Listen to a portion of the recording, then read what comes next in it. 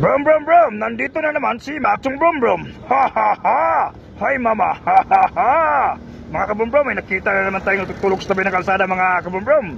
Bigyan na naman natin ito ng pagkain, let's go! Punta tayo sa Jollibee mga kabrum brum para bumili ng pagkain para ibigay doon sa natutulog sa tabi ng kalsada. Natulong na naman tayo ngayong gabi mga kabrum brum doon sa natutulog sa tabi ng kalsada.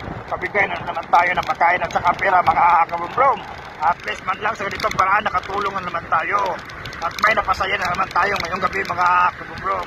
Let's go mga kabrum, bibili na tayo ng pagkain. Let's go! Dito na tayo sa may Jollibee mga kabrum. Bibili na tayo ng pagkain para ibigay doon sa natutulog sa tabi ng kalsada. Let's go mga kabrum, pasok tayo. Let's go! Dito na tayo mga kabrum, bibili na tayo ng pagkain. Let's go! Ito na mga kabrum, nakabili na tayo ng pagkain sa Jollibee at may 1,000 pesos na pera. Ibigay na natin to kay tatay na natutulog sa tabi ng kalsada. Let's go! Let's go mga kabrum, hatid na natin itong pagkain doon sa natutulog sa tabi ng kalsada. Tulong na naman tayo ngayong gabi mga kabrum doon sa natutulog sa tabi ng kalsada. Kabigay na naman tayo ng pagkain at saka pera mga kabrum.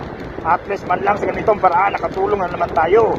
At may napasaya na naman tayo ngayong gabi. Sa ganitong paraan nakatulong tayo mga kabrum. Pagising niya mamayang umaga, may pagkain siya at may pera siya. At masaya siya mga kabrum sa binigay nating pagkain at saka pera. Sa ganitong paraan nakatulong na naman tayo mga kabrum. Let's go mga kabrum, ihatid natin ito pagkain. Let's go! Na doon sa tatay mga kabrum, lapitan natin para bigyan itong pagkain Jollibee at saka 1,000 pesos na pera. Let's go, lapitan natin mga kabrum para ibigay kay tatay. Dito sa tatay mga kabrum.